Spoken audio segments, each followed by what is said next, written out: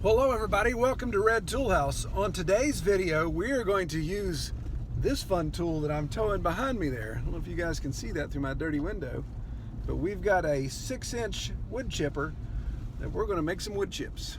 Come on.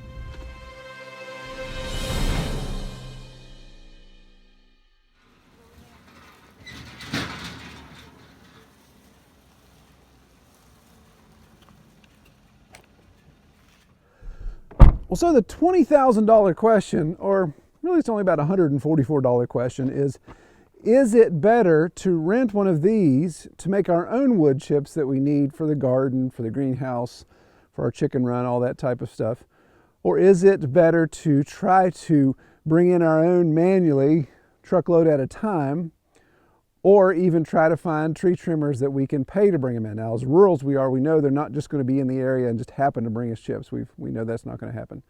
So we're really just trying to do a test here to see the $144 it cost me to rent this for the day, so 8 hours on the hour meter that I can run it for, versus either hauling loads for my truck one at a time for free. I can stop on my way home from work. There's a place where I can load them. Or trying to find the tree trimming guys to say, hey, how much would it cost for you guys to drive one of your huge trucks out here full of wood chips? So that's what we're trying to figure out.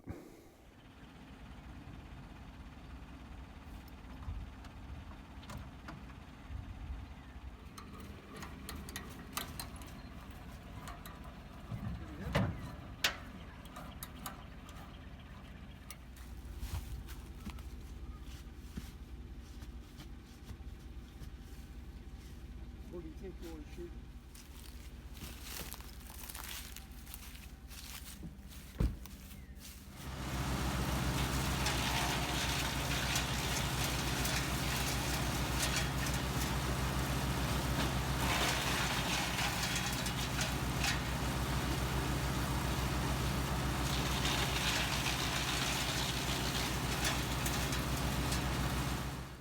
So this Rayco we got is a 6-inch model. So it's auto feed. So of course that's a big deal. Auto feed can take 6-inch diameter material. They actually have, multiple rental stores had a 12-inch. And that's what I was hoping to rent, because I was not only going to be able to put some brush and some small saplings and stuff that we had cut and treetops from logs that we had cut into this, but I was going to actually put my slabs for my sawmill through that if I had a 12-inch. Now, when I went to rent it, this company that I like using, they have the better pricing. It was a 12-inch was $250 for the day. They didn't have one. Their closest one was at their other store on the other side of the state line, so that wasn't going to work. And then they also told me that I needed a 3/4 ton truck to be able to rent that, to transport it.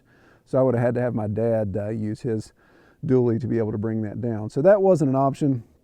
The 6-inch was half the price, of course, so $144 with tax and everything.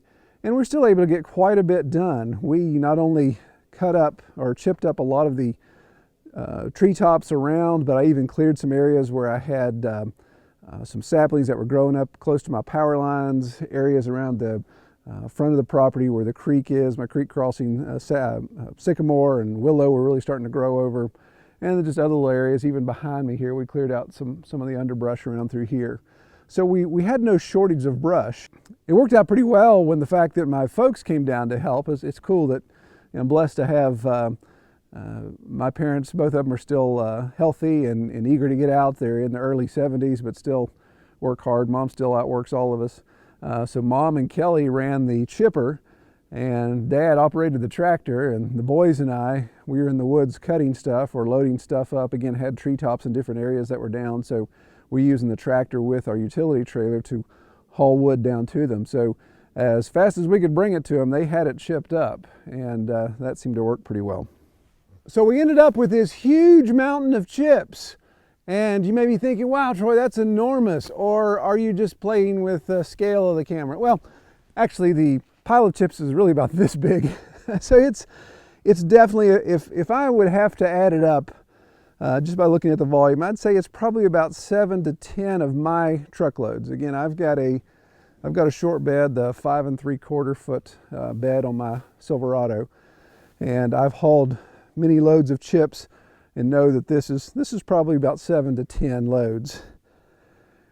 Now comparing this to if I could get one of those big guys with their huge trimming trucks to come in here and dump, then this probably isn't even half of one of those, maybe 3/4. I don't know.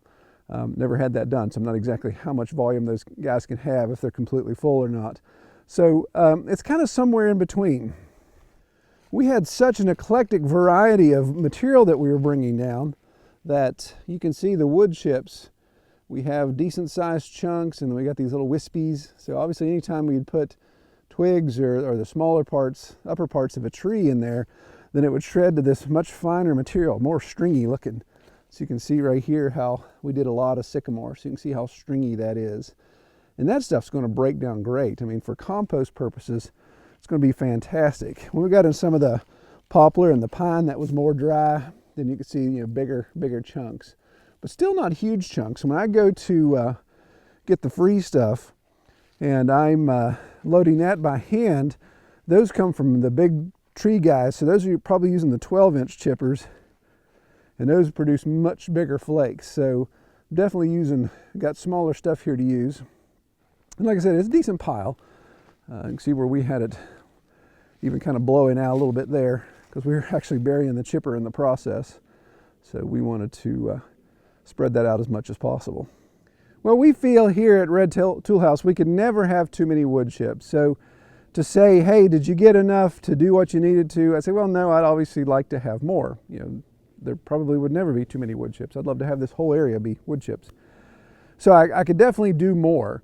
Did I use all 8 hours on the chipper? Actually, no, I used about 6. Long story, but I wasn't able to use them all.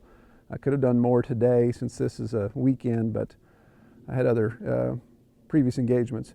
But if I ran that another 2 hours and I had the material here ready to go, then yeah, I think I could have made another mound, decent sized mound.